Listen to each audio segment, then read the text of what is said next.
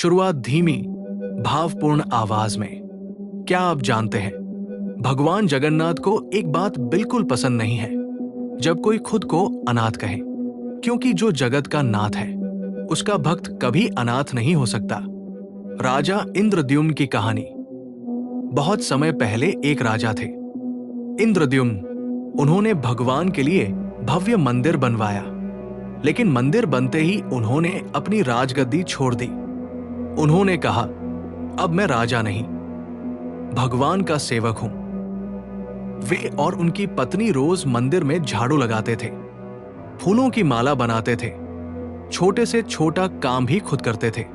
एक दिन भगवान प्रसन्न होकर प्रकट हुए और बोले, राजन, कुछ मांगो।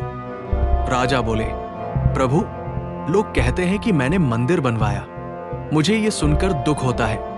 ऐसा वरदान दीजिए कि मेरे वंश में कोई ये न कहे कि हमारे पूर्वज ने मंदिर बनवाया। सोचिए, उन्होंने नाम और यश तक का त्याग कर दिया।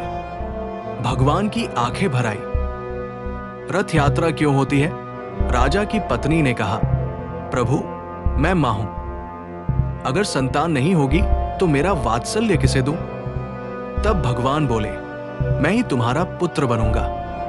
तभी से हर साल भगवान मंदिर से निकलकर रथ पर बैठकर गुंडीचा मंदिर जाते हैं। इस यात्रा को कहते हैं रथ यात्रा। उस दिन भगवान ऐसे जाते हैं जैसे कोई बच्चा अपनी मां से मिलने जा रहा हो। सालबेग की सच्ची भक्ति। अब सुनिए सबसे प्यारी बात। एक लड़का था सालबेग। उसकी मां भगवान की भक्त थी। वो रोज भगवान की कहानी सुनता था, लेकिन एक दिन वो रथ यात्रा में नहीं जा सका। वो घर की छत पर खड़ा होकर रोते हुए बोला, हे प्रभु, मैं दूर हूं, लेकिन आप मेरे पास आ जाइए। उधर लाखों लोग रथ खींच रहे थे, लेकिन रथ आगे नहीं बढ़ा। राजा ने प्रार्थना की। भगवान ने संकेत दिया, मेरा भक्त सालबेग मुझे पुकार रहा है, जब तक वो नहीं आएगा रथ नहीं चलेगा। सैनिक गए, सालबेग को लाया गया।